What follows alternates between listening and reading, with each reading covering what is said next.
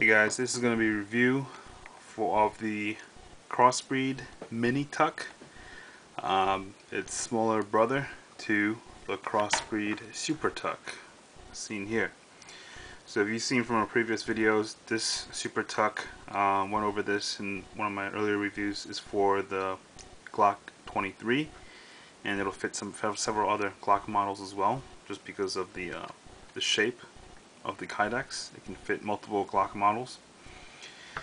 And for a smaller pistol like the Ruger LCP, it was really hard to get a holster that was inside the waistband that can accommodate the Crimson Trace laser guard. So Crossbreed on this website says that they actually saw the potential of the Ruger LCP and set out to create one just for it. And I have to say, Crossbreed continues to be one of the few holster companies that actually cater to the Crimson Trace laser guard, while the other companies such as the MTAC, the Comtac company, is still trying to catch up. I've actually emailed Comtac and said, your competitors is making these holsters. When can you guys make one so I can buy one and check one out? And the answer is, we're working on it. We'll let you know. Sign up for our newsletter. They actually have a fact section on their website that says, it's in the works, but it's been left like that for however many months. So it doesn't seem like it's going anywhere.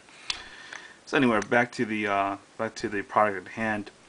So I was looking for something for inside waistband holster that was in the pocket to free up my pocket for the Ruger LCP. And I had a good experience with the SuperTuck Crossbreed by Crossbreed, so I decided to go ahead and try their MiniTuck. So as you can see, I just want to go over the details first. Once you get one of these, you'll notice that the size is significantly smaller. Obviously, it's a lot smaller.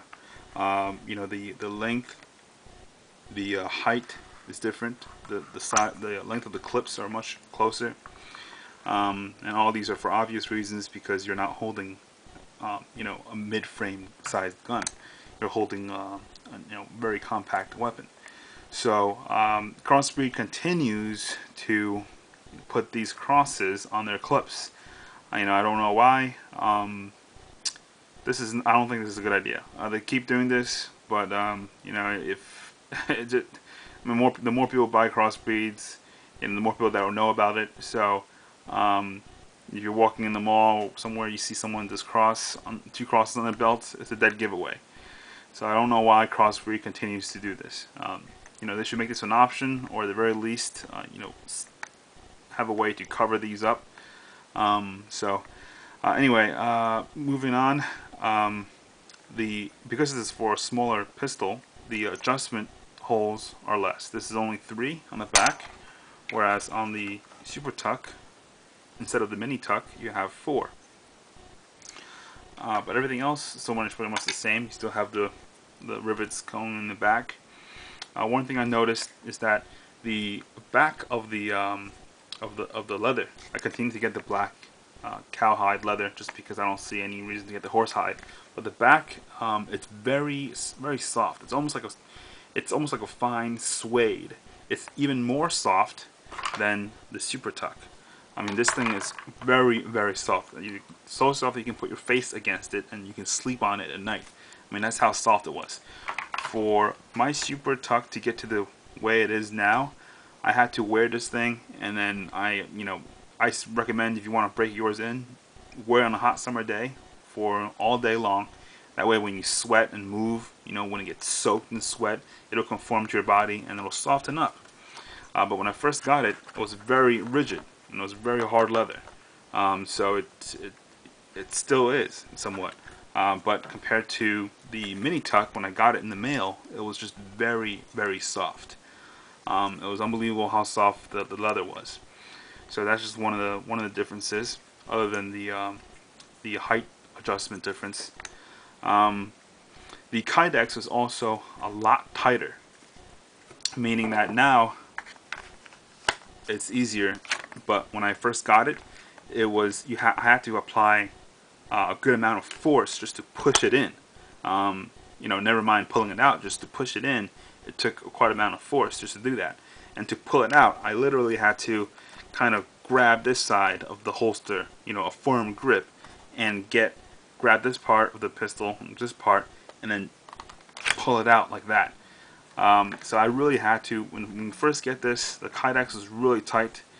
I mean, I really had to put some force into pushing it in, and even now, taking some force to push it in, and taking some force to pull it out. Even it's better. It's a lot better now because I mean, the more you do this, and then when you wear it, for whatever reason, heat perhaps expands the Kydex just a little bit from those hot summer months when you're sweating. It's a lot better now, but when you first get it, it'll feel like the Kydex is way too tight. If you recall, for the Super Tuck, it was to the point where it can almost come out on its own. You see that? The retention, it's like a medium loose, if not just downright loose retention. But for the MiniTuck, I was very surprised at how tight it was. I mean, it had a very tight retention. So I mean, you can do this. Now it may or may not come out. You see that? And it's still in there. And this is after I've worn it for several weeks. And when you first get it, you can't even really put it in because it's so tight. So I don't know what Crossbreed is doing, but they need to stop doing that. It's just way too tight. Now it's a lot better. I mean, you have to wear it for a while and use it for a while. But in the beginning, you can kind of tell the holster wear on the right there, like on the front of the pistol, tends to get worn a little bit, tends to get smooth. So that's something that Crossbreed needs to adjust. Is that the Kydex on the MiniTuck is way too tight, whereas the Kydex on the Super Tuck is too loose for my taste. But you can always tighten it, using their method. But for a tight Kydex, it's much more difficult, if not impossible, to get it to loosen. So that's something that buyers should be aware of. When I first got this, I saw the trigger, I was kind of skeptical because I kind of don't want to have anything here at all. I don't want any indentations to accidentally catch the trigger and, worst case scenario, pull it back to a position where I don't want it to be. But so far that hasn't caused any problems, but still I just rather have this be kind of like a smooth surface like this, rather than have have two indentations in there and risk messing with the trigger. But again, so far that hasn't happened. And with the Ruger LCP, it's a double action only, so it's very long trigger pull. So perhaps my worries were unfounded. And obviously this is made for the Crimson Trace laser guard, so it fits this. You can see the extra bit of Kydex coming out. So overall, other than that fact, and also one more thing, this part of the leather, even though it's very soft, I was amazed at how irritable this part of the cowhide was, because I wear it at the 4 o'clock, 4:30, 5 o'clock position, and my side, my back would constantly rub against this part of the leather. Even though it's soft, when your skin rubs against one part all day like that, it tends to get red. Your skin gets red after a while and irritated. So you just make sure that when you wear this, take note if you're getting a little bit of irritation, try to adjust it earlier on in the day, rather than just blowing it off, because then at the end of the day, your side is really going to feel it. So that's the one thing I want to point out. But like I said, continuing from where I left off, I mean, this is a great holster. I mean, if you bought a Crossbreed Super Tuck, you know how it's like. So it's done really good job, and I recommend it. It's a good holster. You guys should check it out.